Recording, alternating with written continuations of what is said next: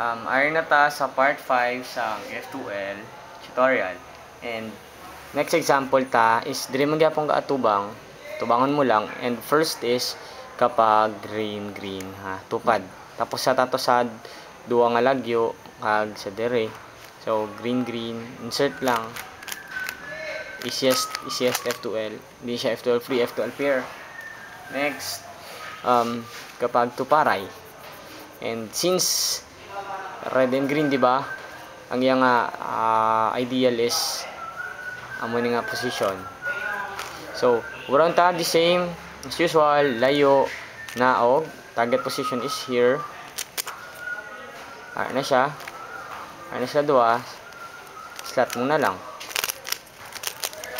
Again, muna siya. Tubangon mo siya. Layo ang white.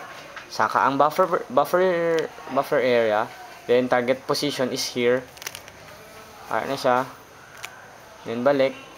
Then since red and green slot solve.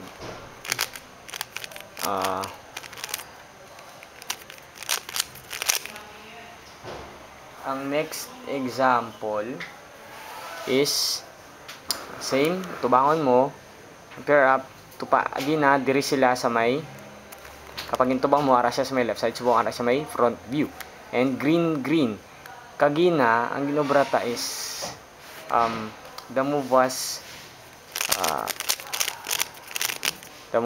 amo ni the same lang ni sila do amo na siya layo, di ba?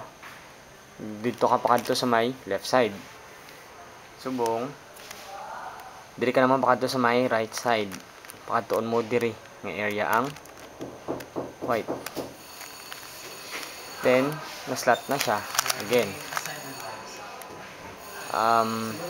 Ay siya, one move, then layo, then balik, then okay, ideal na, ready to be platted. Again, ari siya, layo,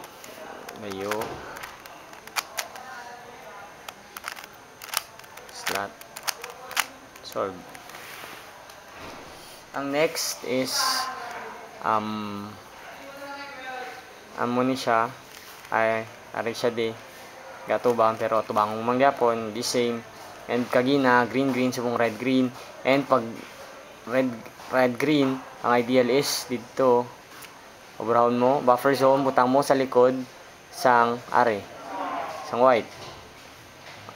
Ari siya para mapasaka ta and ma-move ang white away from iyang pair. Again, the same sa first part, layo mo siya, ari ang buffer zone, isaka mong buffer zone para mabutang mo siya sa ideal position ang pair nga F2L edge.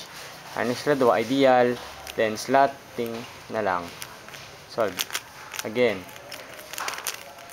ari siya, patubang, move mo siya, naog mo para masaka mong buffer zone para ma-move mo siya sa ideal position which is here.